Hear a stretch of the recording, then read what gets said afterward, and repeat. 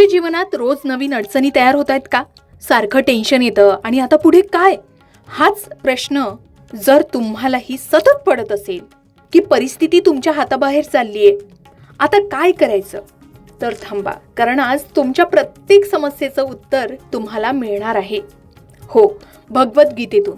भगवद्गीता हा केवळ एक ग्रंथ नाही, तर आपल्यासारख्या सामान्य माणसाला जीवन जगण्याची कला शिकवणारा एक अमूल्य खजिना आहे.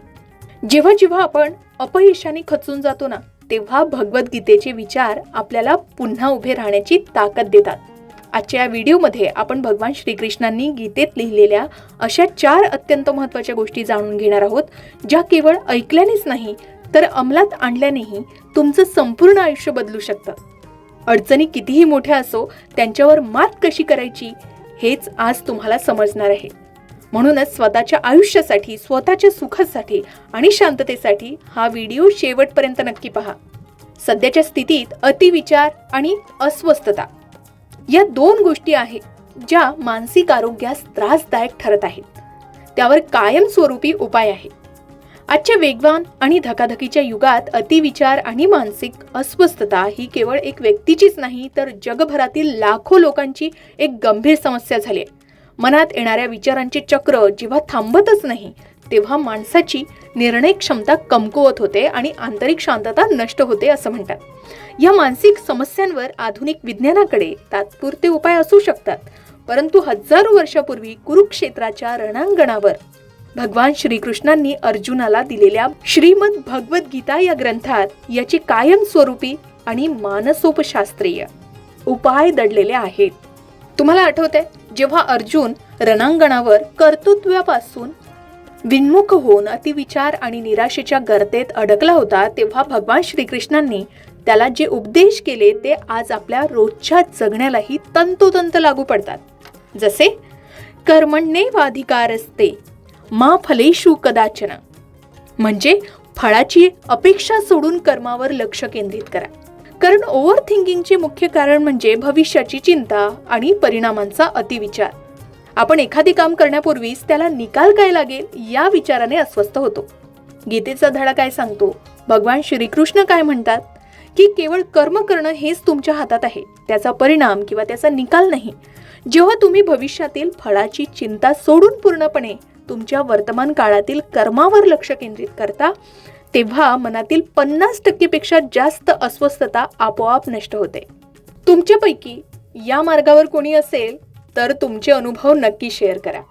दुसरी महत्त्वाची गोष्ट, मन जिंकणं कठीण आहे पण अशक्य नाही. गीतेच्या 6व्या अध्यायातच अर्जुन भगवान श्रीकृष्णाला सांगतो की हे कृष्ण, हे मन वायूसारखं चंचल आहे, त्याला वशमध्ये करणं अत्यंत कठीण आहे. गीतेचा धडा काय सांगतो?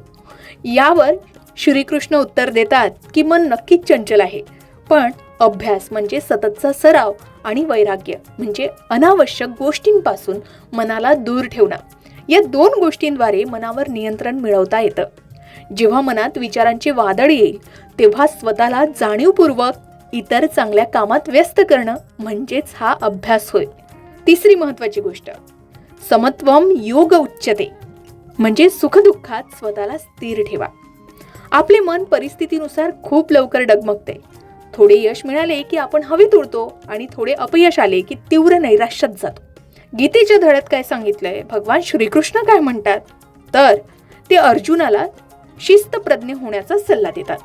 याचा अर्थ असा की जीवनात येणारे चढ उतार, सुखदुःख, जय पराजय या दोन्ही परिस्थितींमध्ये स्वतःला संतुलित ठेवायला शिका.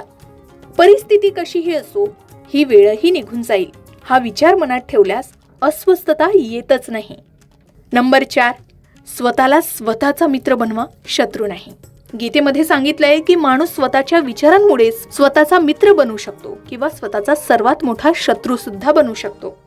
मग गीतेच्या धड्यात काय सांगितलंय की जेव्हा आपण नकारात्मक विचार करतो, स्वतःवर संयम घेतो, तेव्हा आपलेच मन आपल्या विरुद्ध काम करू लागते. याउलट स्वतःवर विश्वास ठेवून सकारात्मक विचार केल्यास मन आपल्याला संकटातून बाहेर पडण्यासाठी शक्ती देते. त्यामुळे मनाला तुमचे नियंत्रण करू देऊ नका, तुम्ही मनाचे नियंत्रण करा. मग या फक्त 4 गोष्टींमुळे तुमच्या आयुष्यात हे बदल नक्कीच जाणवू लागतील. तुम्ही सुद्धा या 4 गोष्टींचं पालन आपल्या आयुष्यात करत असाल तर तुम्हाला त्यातून काय अनुभव आलेत आणि तुम्ही काय शिकलात हे शेअर करायला विसरू नका. आता दैनंदिन जीवनात हे बदल आवर्जून करायचे असतील तर काय करावं? तर रोज रात्री झोपण्यापूर्वी किंवा सकाळी उठल्यावर भगवद्गीतेचा किमान 1 श्लोक आणि त्याचा अर्थ वाचण्याची सवय लावा. यामुळे मनाला सकारात्मक दिशा नक्कीच मिळेल. शिवाय ज्या गोष्टी तुमच्या नियंत्रणात नाहीत, जसे भूतकाळ किंवा इतरांचे विचार, त्याचा स्वीकार करायला शिका. मग बघा तुमच्या जीवनात कशी जादू घडते. तर मंडळी, या होत्या गीतेतल्या फक्त 4 गोष्टी ज्या आपल्याला प्रत्येक संकटाशी लढायला आणि आयुष्यात यशस्वी व्हायला शिकवतात. आयुष्य बदलणं एका रात्री शक्य नसतं, पण आज घेतलेला एक छोटासा निर्णय तुमचं उद्याचं आयुष्य नक्कीच सुखी आणि शांत बनवू शकतो. मग तुम्हाला या 4 गोष्टींपैकी कोणती गोष्ट सगळ्यात जास्त मनाला भिडली ते कमेंट करून नक्की सांगा. आणि या व्हिडिओतून तुम्हाला थोडी जरी सकारात्मकता मिळाली असेल तर व्हिडिओला लाईक नक्की करा आणि आपल्या जवळच्या माणसांसोबत ज्यांना सध्या या विचारांची गरज आहे त्यांच्यासोबत शेअर करायला विसरू नका.